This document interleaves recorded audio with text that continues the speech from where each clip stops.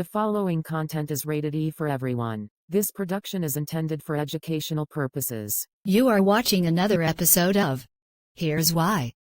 Today, you will add a little more information to your collection. Right here. On Here's Why. I'm your speaker. Nice to meet you. But you can call me Mr. Joe Valley. Thank you. Applauses to you. And our Here's Why question for you today is: why alien life forms cannot and do not exist anywhere in our entire universe? The answer is actually very simple. But where's the fun in that? Right? It's time for you to catch up to speed. Okay. To begin with, first, you are going to need accurate information about what life actually consists of. You see, the seed of life, in its earliest stages, has the same properties, no matter the species. If something is, or once was, proven to have life at some point, then it began as a formation of the seed of life, meaning that it has a head and a tail. This life form uses a shell, or external body, to adhere to its environment. The soul, otherwise known as the brain and spinal system, will develop itself within the body of choice. Interesting enough, in modern time, it's the male species that carry the seed of life, and the female species are the carriers of the shell. In the case of humans, the egg is the shell, or the body for the sperm cell, which is actually the seed of life. However, in the world of plant life, it is the female species who carries the seeds that acts as a protective shell for the pollen cells. But what my research team have discovered can scramble your mind in seconds.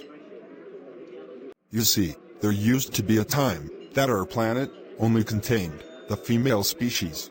There were no species of male life forms on the entire planet, which means that something drastic definitely caused the retardation and the continuous depletion of the Y chromosome embedded in our DNA. However, we'll have more to share on that subject in another episode. Ultimately, the point is that our planet is actually two planets crammed into one world. So, the only way to duplicate another world with similar features as ours is through a parallel universe. Meaning that all of the previous extraordinary and catastrophic events that occurred on Earth would have simultaneously had taken place on another planet. Otherwise, you will find no forms of life. Now, I'm sure that you all are aware that stories about alien life forms are entertaining, to say the least. I mean, some of these stories sound really good, and the low-resolution videos of aliens can be very creative. But give it some time, and you'll find fictitious activity. You can do it. Say it with me.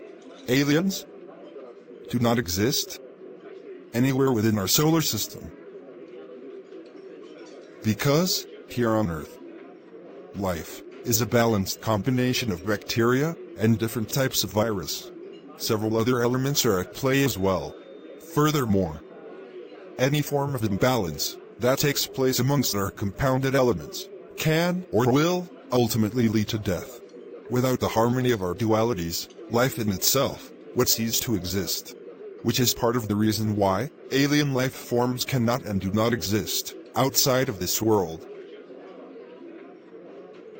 For many years, many people have somehow been afraid of the fact that our planet is one of a kind, and we are all alone. Some have even gone as far as to say that it is impossible for us to be uniquely different from other star formations, based on the fact that there are billions of stars that have a habitable zone. Well, look at it like this. There are trillions of trees on Earth, and there are billions of people as well. None of the trees will have the same set of rings. Just like none of the people will have the same set of fingerprints. Which means that, just because there are billions or trillions of similarities, does not necessarily mean that we can't be one of a kind. Out of the billions of people on Earth, nobody is born with your set of fingerprints. You are the only one with them.